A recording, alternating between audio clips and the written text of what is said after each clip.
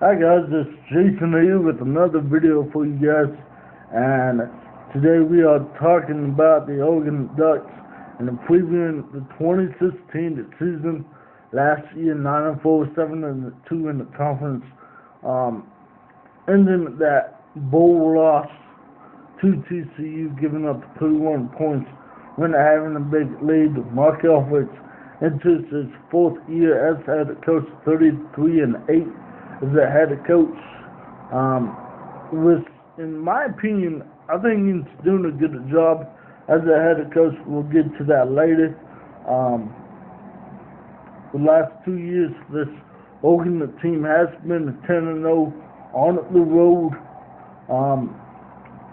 They return 6 on offense, 5 on defense. Should be a young defense. We bring in a new offensive coordinator in Brady Hoke. We bring in a new quarterback coach in David Yotes. We have a new offensive coordinator in David Neal.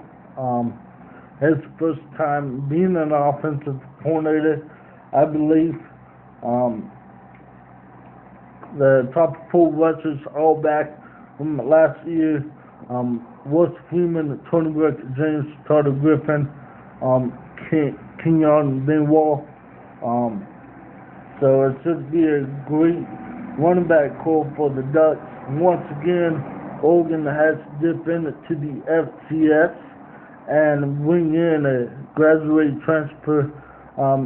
This one is Dakota Prukop from Montana State. His numbers at Montana State, 2,500 yards passing. He was a 65% passer, 18 touchdowns to his picks. What I've been hearing from everybody and the media sources around Eugene is Dakota Prukop is a better athlete and a better runner than Vernon Adams was a year ago. Behind Dakota Prukop, is a better quarterback situation than we had last year. Last year we had Jeff Larkey. He couldn't really move the ball. On this year we have a redshirt freshman of Travis Johnson.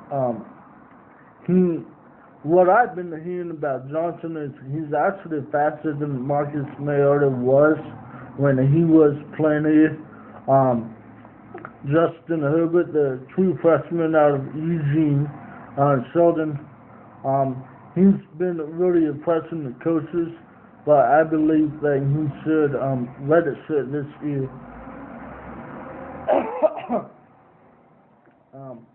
With the running back position, it's loaded. You got Wes Freeman, 1,800 yards, 17 touchdowns. The guy's beats. In my opinion, I've been saying that all over Facebook. In my opinion, he's a better running back than McCaffrey, but other people would disagree because McCaffrey's more of an all-purpose back than what Freeman is. And I get that. You can't really go wrong with Freeman or McCaffrey. So, it's really about personal opinion. But I expect a big role for Tosh Griffin, Kenyon Benoit, and Tony Brooks James to let that load off from the top running back was Freeman. So, and the wide receivers, we got some studs at wide receiver. We just recruited Jordan Mitchell out of Cincinnati, I think, or Ohio Midwest State. He did really good things in the spring game, and I expect he should be a true freshman contributing to this offense. We got Danny Carrington, which I heard he had a shoulder injury in fall camp. Hopefully it's not too severe. And we got Dwayne at Stanford, which once again, and all the skill positions for Oregon running back, wide receiver is really deep this year. If we have a quarterback that could move the ball, even if it's Dakota or Travis Johnson, this offense should be clicking. Offensive line, well, very young in some spots, a freshman at center. So it's going to be key if that offensive line could gel. Oregon's led the conference in rushing the last 5 or 6 years, and that you have to have a good offensive line to do that, and I expect Oregon to do that this year. On the defensive side of the ball, we brought in Brady Hoke.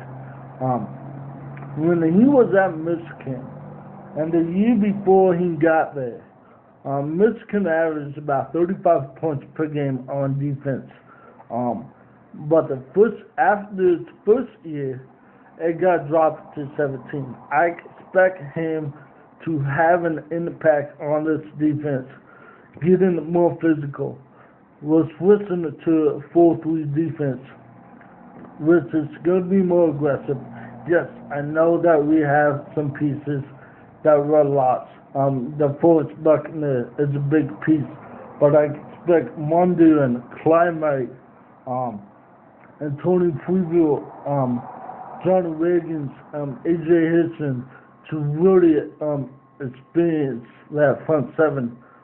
We have a lot of young guys on the defense, so it's going to be interesting if this defense can improve from last year. Because let's say this defense last year was abysmal. That's why we gave up 31 points and let TCU come back in the automobile. Knowing that this defense was bad, Oregon's a couple plays away from being a one-loss team. You look at it last year, Washington State, 10-point lead in the fourth quarter, couldn't give that. Michigan State won a school game. If the ball bounces a couple ways last year, would it be a big difference? But like I said, this defense should be improved. Let's go over the schedule. On the conference, you got UC Davis, Virginia at home, should be a turnover start. Nebraska, sneaky hard game, but I expect Oregon to get the victory there. We got a couple of tough road tests in the conference. We got Washington State early on. That should be a revenge game, but I expect us to come and get the victory. We go to USC, which USC should be the favorite in the South.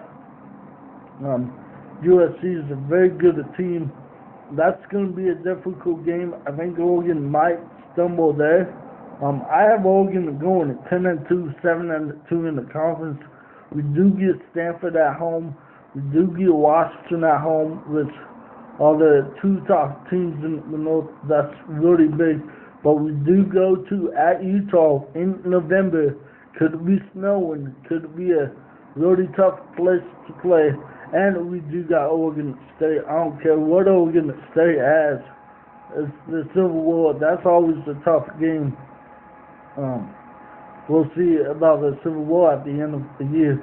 So, like I said, Oregon could go 10-2 at worst, 9-4, 9-3 on the regular season.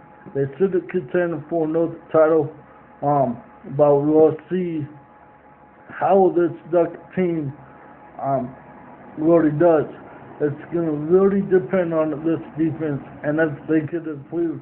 And if Dakota Prukop or Travis Johnson, whoever starts, can they move the ball on offense? But it should be an exciting year. I can't wait for this to get going. We have an amazing week 1. I know Oregon plays UC Davis, but there's a lot of good games on that schedule week 1. So I can't really wait any longer. We're just 2 weeks on the way, 2 weeks to go. So once again, my name's Jason. Have a good day, and I'll bring you videos all year long this year, and go Ducks.